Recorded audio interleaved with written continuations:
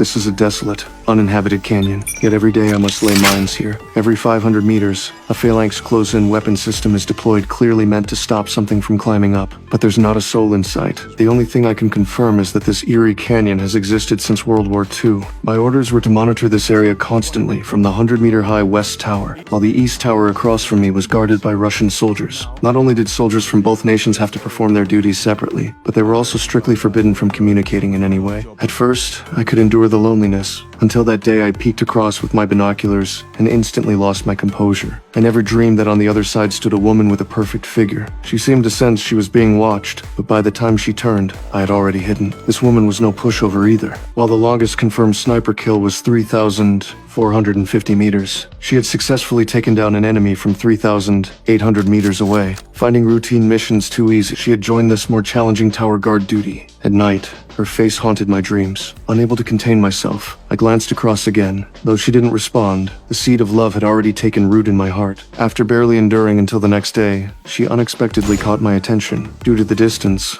she wrote her message in a notebook.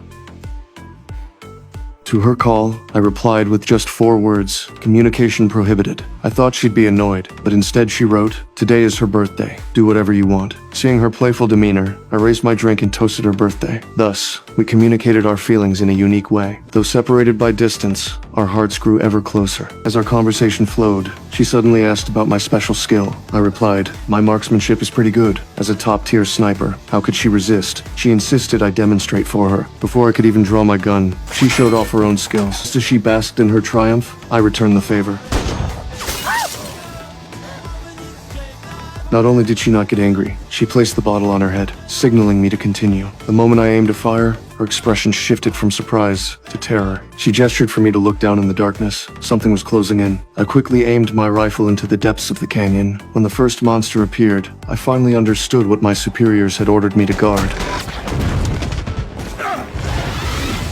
Seeing the overwhelming numbers, she mounted the heavy machine gun and joined the fight. Under the barrage of fire, the monsters were riddled with holes and fell silent.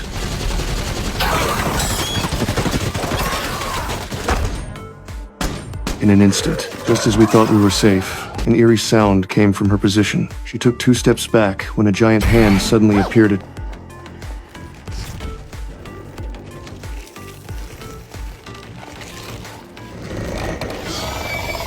tree-like monster. Without hesitation, she fired a burst.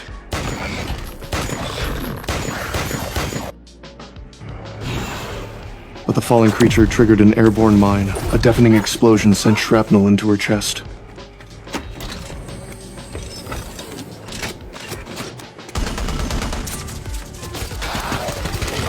My timely rescue gave her a chance to catch her breath, and together we launched a desperate counterattack. The monsters triggered the defense system, and all the proximity cannons in the canyon roared to life. Bullets poured down like rain, blinding light illuminating the entire gorge.